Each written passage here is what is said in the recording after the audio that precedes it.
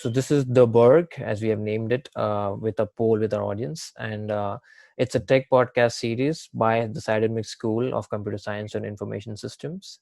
As a part of the series, we are going to have professionals from the industry join us and answer really important questions about technology and the future of it.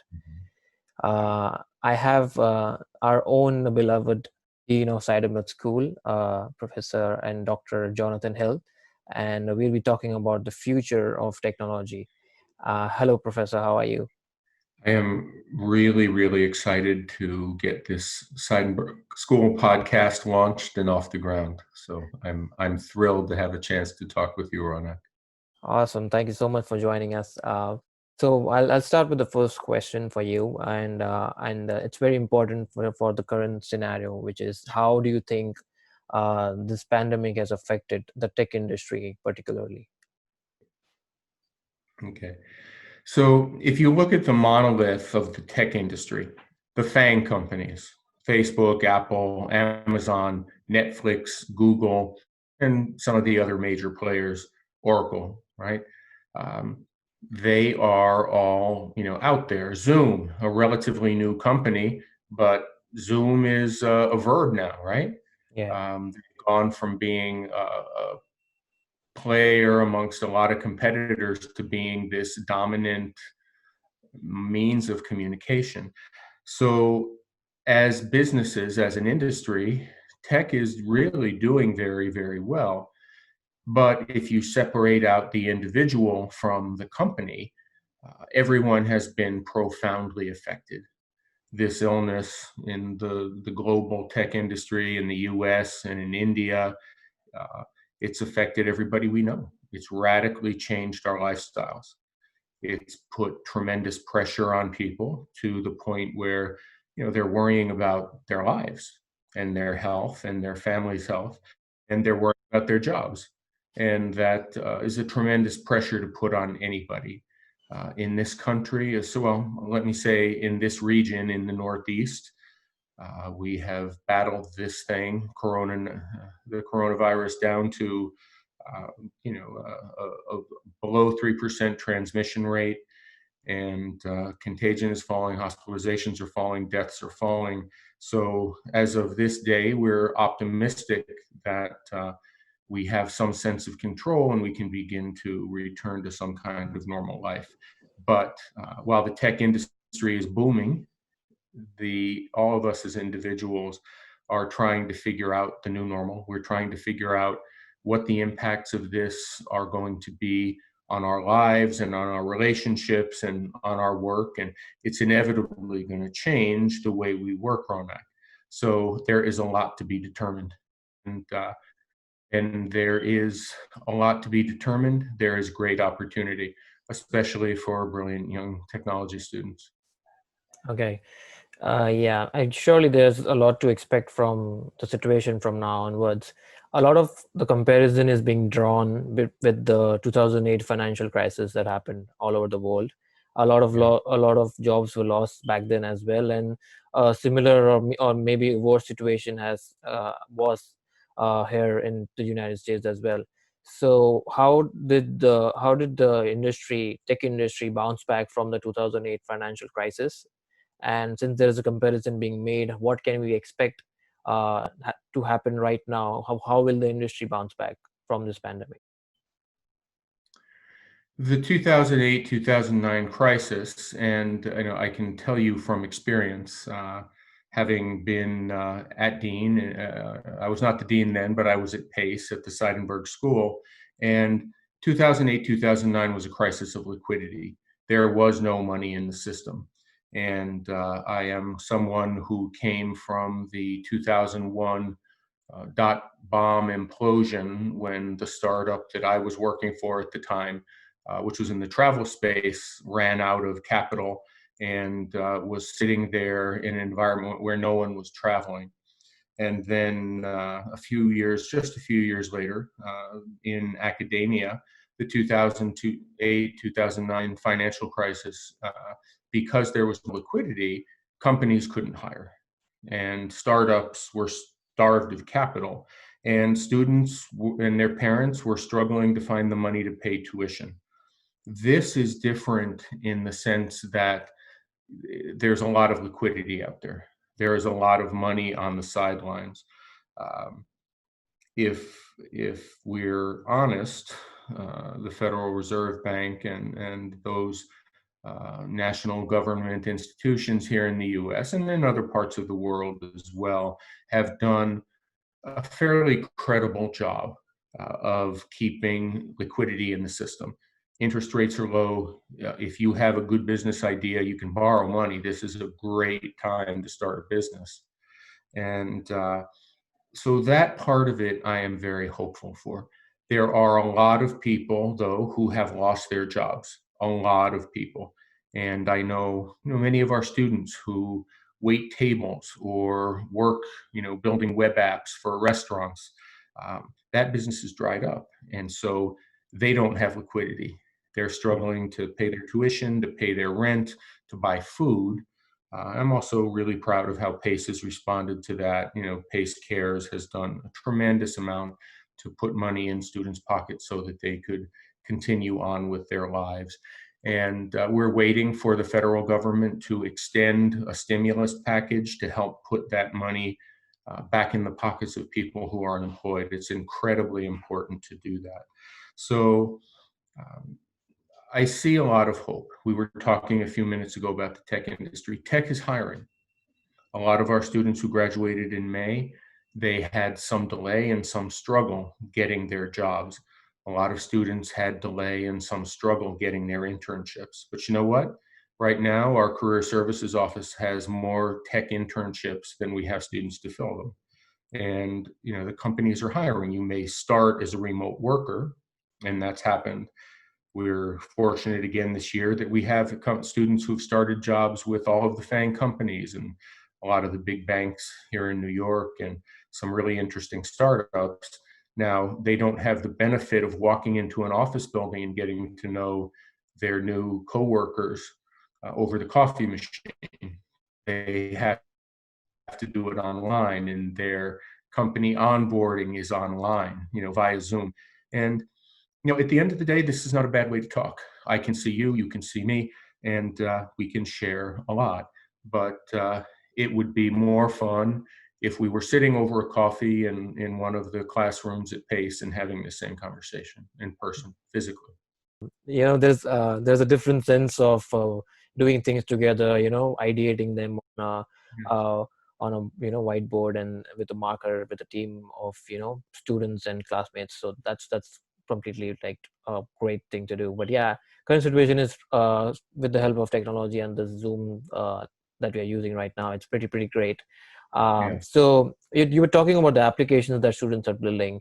So these are particular set of skills that these students have, which are enabling them to earn enough to pay their tuition fees, which is a great thing. Yeah. So what skill set would you suggest the students to obtain right now so that they are perfectly ready when the market actually gets to its full potential, which is going to be very soon, I'm sure. Yes. And I recommend this for you and all of our students and everybody, all of our faculty and staff and everybody in our educational community. Because at the end of the day, you come to university to be educated, you come to develop personally, Yeah. your personal growth, and you come to develop professionally. And increasingly, everyone is spending more time developing themselves personally, and it's good for your confidence, and it's good for, um, I think, creating, especially at this time when we are doing so much alone and online. It's good to know and feel that you are working on developing yourself, whether it's learning another language, be that a programming language or a spoken language, or perfecting your souffle, or your painting, or your yoga poses. It's really important to have all of that in this time. So I'm going to answer that question by saying that everyone should do a skills inventory, and you should start kind of at the 30,000-foot level, and work your way down to the 30-foot level in terms of what's important. The first thing that everybody who aspires to work in business, right, in our area, in the tech community, whether you're an engineer or a business development person or a project manager. Um, First and foremost, you must learn to advocate for yourself. We have graduated some really brilliant technologists, great engineers, great scientists from our programs, and we found that they struggle because there's that old cliche of the computer programmer who, shows up wearing two different color shoes and is happy as sitting in front of a computer in a cubicle and not talking to other people. Um, you can't be that way and be successful in the tech industry. I mean, God love them. We still have some of those folks in our building and on our faculty, but and they're brilliant. But you need to be able to advocate for yourself, right? Yeah. Um, some of our students go in thinking I'm a new employee. I have to sit and be quiet and I have to accept everything everybody says, and particularly the more experienced people and on my team and the bosses. And people don't want that anymore. So you have to work to develop the skills and the confidence to advocate for yourself. Yeah. Uh, being, I I have a family event on Sunday. I'm not able to come in for that work day, or I don't really understand what you meant about changing these particular areas in the usability on the front end of this app. Can you please explain to me what you're talking about? So you've got to advocate for yourself. And if you advocate for yourself, people will hire you because they know your boss will want to work with you because he knows you can advocate for her. And her boss knows that you can advocate for the team and you can advocate for the company. So you've got to develop that. The Okay. second thing you need to do is be a storyteller. You've got to, we are at that point in time where everyone is going to be famous for 15 minutes. You need to be able to have good stories to tell about yourself, your background, why you're passionate to get this job, why you're passionate to be in New York, why you came from India to the US to get an education and to get a job. You have to tell those stories with the same clarity and effectiveness that an acting student would. Okay. And we're practicing this thing. We were very blessed a year or so ago to receive a gift from a fellow named Nicholas Donofrio, who is a former COO of IBM and a longtime friend of the Seidenberg School and our students. And he was mentoring one of our students who was a brilliant technologist, but was suffering in his job, a job with a really good company, because he was having a hard time advocating for himself and having a hard time telling stories about his experiences and his successes. And so we are working with our graduates now, our upcoming graduates, to help them build those skills, to practice their public speaking, to practice having a one-on-one conversation with a boss, Yeah. and to practice, with their friends, telling their stories. Everyone has wonderful, wonderful stories. And our Seidenberg students are very bright and ambitious, and they've got a lot to talk about. So we're helping to connect what's in their head so that it slips off their tongue in compelling ways, and that's really important. And then as we go down, now we're at about 20,000 feet.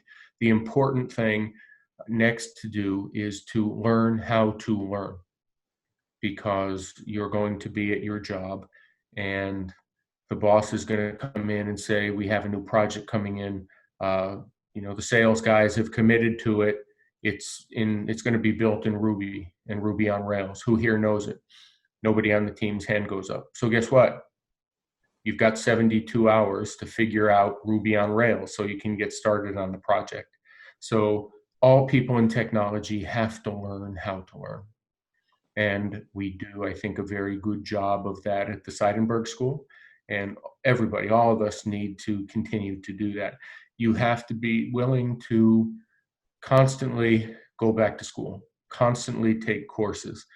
Um, it will benefit you. It's what employers want, and that's what the emerging job market of coming into the 2020s is going to require, particularly from technologists.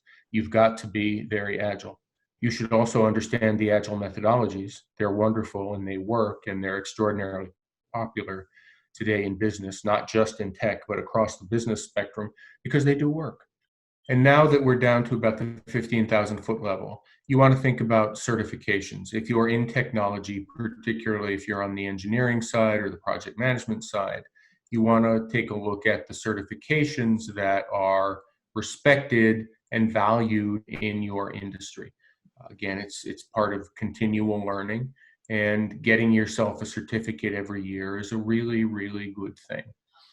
We had a guy named Joe Berg here on our faculty for many years, and he was one of the legendary software educators in the United States, very respected guy, and really pioneered the use of Java as a teaching language. But he always would say to his students, you should learn a new language every year, right? Okay. And maybe it's not even a programming language, but if you go off to learn, you know, Portuguese or Maharashtrian, the process of learning that language will help you become a better coder, a better programmer. It will help you the next time you learn a syntax programming language. So um, that constant learning, looking for certifications, you know, and if you're in cybersecurity, certifications are huge. If you're a software engineer, certifications can be huge. If you're in project management, certifications are very important.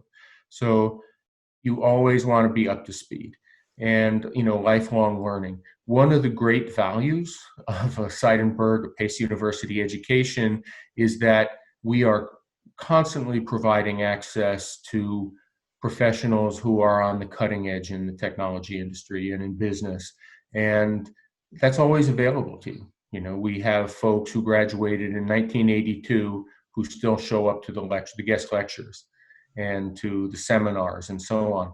So make sure that you stay in touch with us. We're going to stay in touch with you. And if you're one of our alumni now, come and do that. And you, Ronak, are going to be an alum soon, and many of the folks who are in our programs today. And we're going to keep asking you to come back and teach the Seidenberg community what you've learned.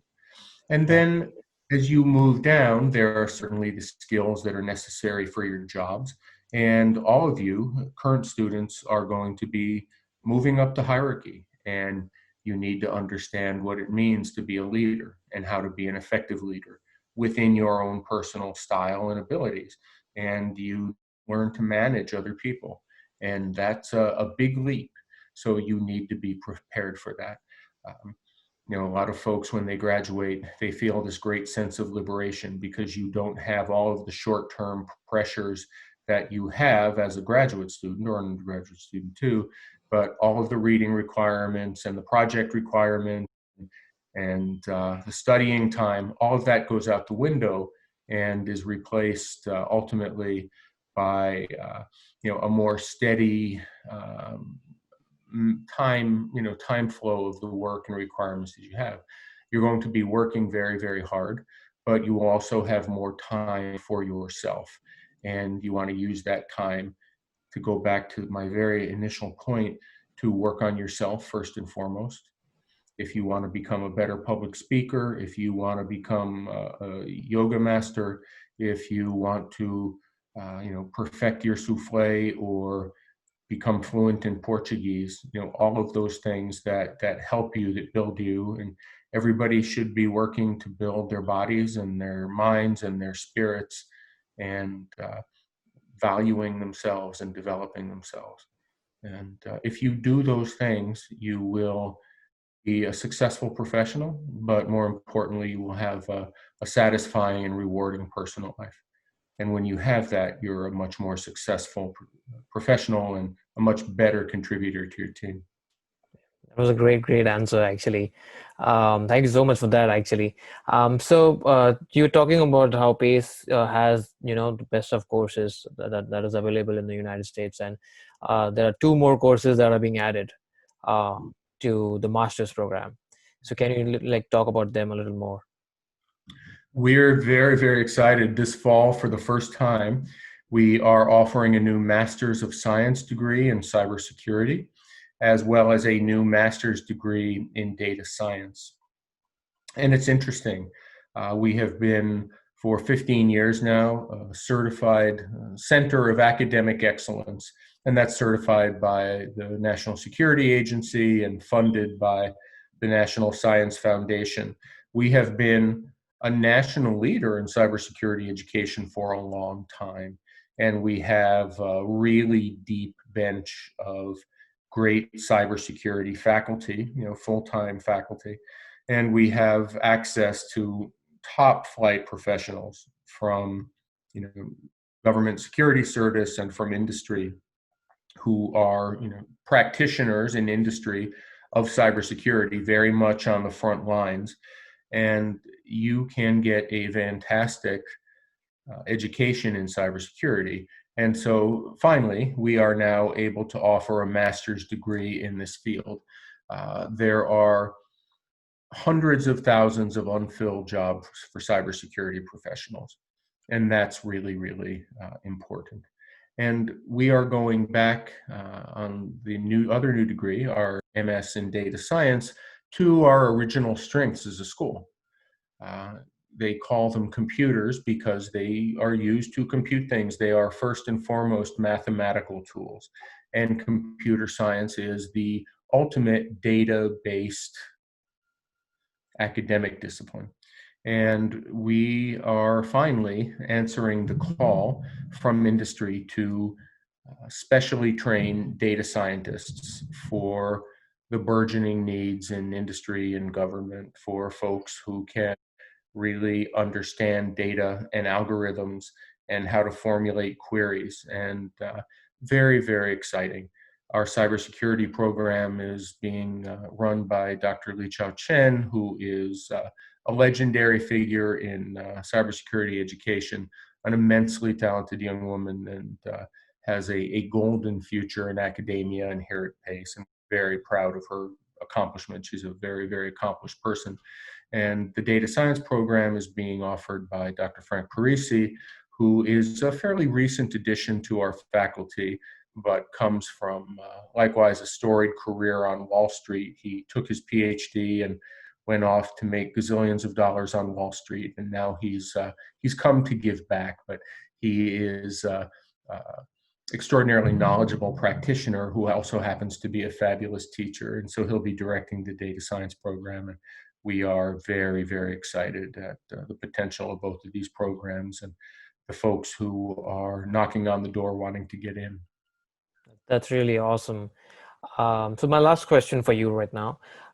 So you're talking about data science, cybersecurity, and there are other domains like machine learning, augmented reality, and all those, the trendy words that are going around in the industry right now. So what do you think, according to you, will be the next big thing in the tech industry? All of tech is going towards deeper personalization, right? I think one of the most exciting things we see today is personalized medicine. It's already happening, but in 18 months, this will be very, very standard. You will have a personalized suite of medical treatment based on your genetics, right? Human Genome Project. Yeah. It turned biology from a life science into a computer science. And it's created millions of great jobs for computer scientists and information systems professionals. But I am really excited to see how dramatically the healthcare of individuals is going to be, because they are getting truly personalized care, and they're going to get treatment regimens and medications that are really based on them, on their own blood chemistry and their age, and all of those thousands of individual things that should be factored into a treatment plan. So that has huge ramifications for everybody's general health and well-being, and that's going to be a huge game changer. You asked me earlier about the 2008, 2009, banking collapse, and then of course the current pandemic in terms of how it's affected jobs. If you were having this conversation with me 6 months ago, you would have been asking me about how artificial intelligence is threatening people's jobs and changing their employment. And what we've seen with artificial intelligence is that it's going to absolutely replace some jobs. Young attorneys who um, got their start in the legal industry by reading contracts.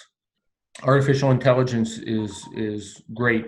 Machine learning is great at reading contracts and performing basic rote work. It doesn't get tired. It doesn't have to go to have a lunch break.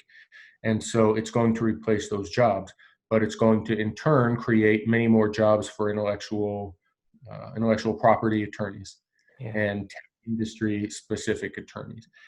And the internet was going to, just the growth in e-commerce was going to threaten a lot of jobs. And it has. It has closed some jobs, but it has created more jobs, de facto, many more jobs than it killed. And that's part of technology going back through human history. Uh, there are these earth-shaking technologies that are developed, and they change the way we work, and they change the way people use products. And so we have to be prepared for that.